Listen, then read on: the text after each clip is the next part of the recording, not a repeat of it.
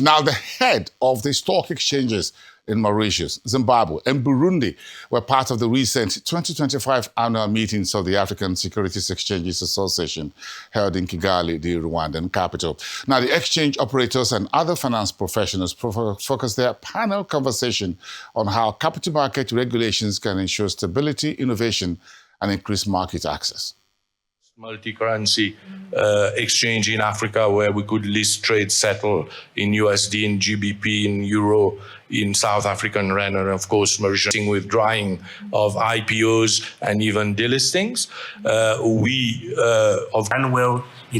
There has been a lot of discussion, obviously, about how capital markets can build resilience and the strategies that can be employed to achieve that. We've also seen a lot of the discussions circulating around the different liquidity levers, whether it be product.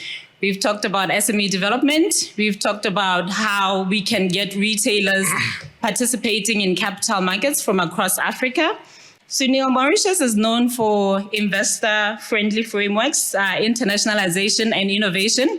So I want you to sort of highlight how your regulatory environment has supported this status. Obviously, talk about some of the progressive frameworks that you've had to put in place. In fact, Mauritius in 1980 had a GDP per capita of only about $500. And we are a country of about 1.3 million people, and we were in those days essentially a sugar-centric economy deriving more than 50 or 60% of our GDP on sugar proceeds. And at the end of the 1980s, of course, the price of sugar crashed. And as we've seen with commodities-driven economies, we had our back against the wall.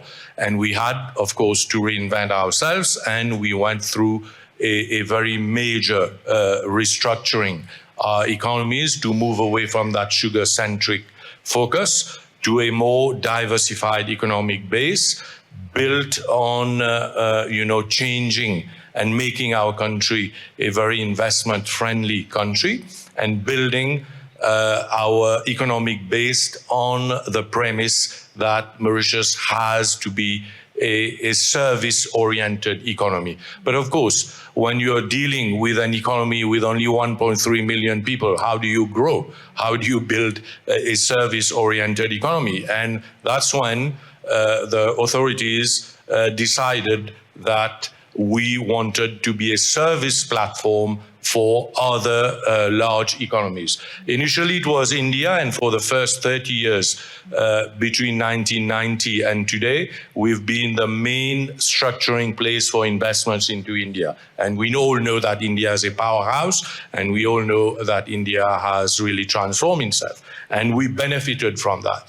But today, we've decided to shift that India-centric focus to Africa. And as Rwanda is doing, we are busy building Mauritius as a service platform, as a USD funding platform for Africa. And of course, our future is intricately linked to what happens in Africa. So, building on that same, trajectory, we are an exchange. So I come to the Stock Exchange of Mauritius.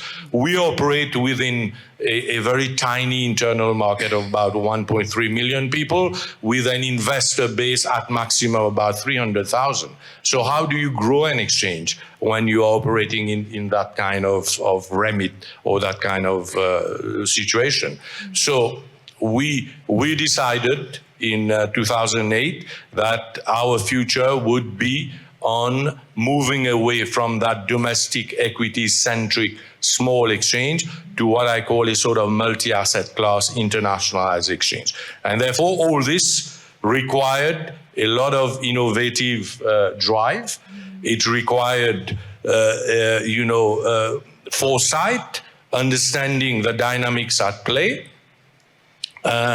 being responsive to what our investors, our key stakeholders and issuers wanted. And we then went ahead and transformed our listing framework in a meaningful way. In fact, yesterday we discussed a lot about the problem that exchanges are facing with drying of IPOs and even delistings. We, of course, understood that dynamics, and we came up with changes to our listing rules, but our operational framework, we became the first multi-currency exchange in Africa where we could list, trade, settle in USD, in GBP, in Euro, in South African Rand, and of course Mauritian Rupee. And then we decided to piggyback on that growing global business sector. I mentioned in my introductory remarks that we decided to become a service platform for Africa and for India, and we managed to draw in a large number of companies and a large number of global funds structured in Mauritius. Today, there are funds under administration in Mauritius worth 700 or 800 billion US dollars. And we have a large number of global business companies that are structured in Mauritius and investing in India and Africa. So we felt that we could sit in the middle and link those that have the money, those funds, with those that needed the money, those global business companies. And with that problem of stabilizing our local currency, our capital markets has also suffered. I think it's suffered in terms of valuation. It also suffered in terms of able to raise capital that you require for the country. So what we have done as Zimbabwe is that we have split our capital markets into two. So we have a local currency exchange and capital market under the Zimbabwe Stock Exchange, and we have a US dollar exchange under the Victoria Falls Stock Exchange. So we have two exchanges mainly in Zimbabwe. And what we have seen is, as we are working as a country to stabilizing our local currency, the hard currency exchange is done quite well. It is done well in terms of raising money. It is especially in the mining sector, which has helped in growth of exports of minerals as well as jobs. It is done well in terms of valuations. So what we are seeing now, Zimbabwean companies tended to lag quite a lot in terms of their regional peers. And what we are seeing now is that now is at par. And also what is done as well is able to attract foreign investment as well as attract regional companies to come and list as well. So we're quite happy with what we've done in that case. And what we have seen is that as in capital markets, you need to deliberately see the challenges that your economy is facing and then develop rules and regulations around that. There is no need, or it's not good to just look at what other people are doing. You have to try to solve your local problems. And that's what we have done very well in terms of the Victoria Falls Stock Exchange. As far as the Zimbabwe Stock Exchange is concerned, our thrust now is to target SMEs. As most countries in Africa, what we are seeing is that the smaller part of the economy is where there's growth. We think about 70% of the economy in Zimbabwe at the moment is either SMEs or in the informal sector. So what we want to do is that to put a lot of effort in terms of growing that sector and bringing it into the market. And we are looking at twofold. The first part is we want people to be able to come to our platform to just raise money and not necessarily list. Then the second part, they can come to our platform and also list. And that's been quite popular. I think at the moment we announced that initiative about 3 or 4 months ago, and we have about 10 or 15 companies that want to come onto the platform. So I think the key thing that we have learned on our side is that you have to look at your local problems and develop the capital markets that addresses that. As part of the East African community, there is a regional capital market integration program, which has been progressing very well. And now for Burundi, it's time to operationalize the capital market because the legal framework, the foundational legal framework is already in place, and that is specifically the law, establishing the capital market, the law establishing the regulator, that is the capital market regulator, and of course also the law that oversees the market and the licensing law. They are in place. We have a stock exchange, very new right now, and we are in the process of operationalizing.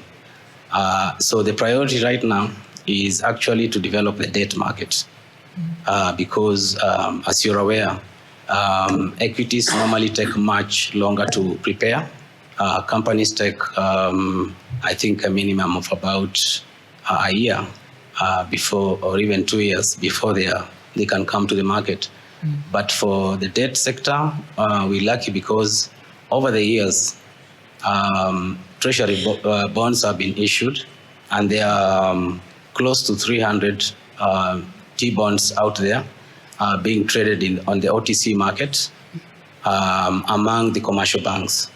And so that is our key priority. Of course, the next is putting in place the technology platform, that is the trading, on the trading side, and also to be able to integrate with the CSD. And the other priority is to develop the capacity of the new capital market participants, specifically the members of the exchange, and also the custodians, the fund managers, and finally, of course, is to put in place the capability for integrating to the region so that we can witness free flow of capital and people between the market and the rest of the region. You know, developing efficient local currency financing really relies on deep, liquid, and local capital markets and money markets. And developing finance institutions like us in IFC, we are playing an important role in expanding financing and strengthening these markets, particularly in emerging markets. And I think there are many countries here where we've had different initiatives to support market development. We have a clear strategy for developing local currency debt markets, which is where we see a great opportunity because it's critical for sustainable private sector growth, for financial stability.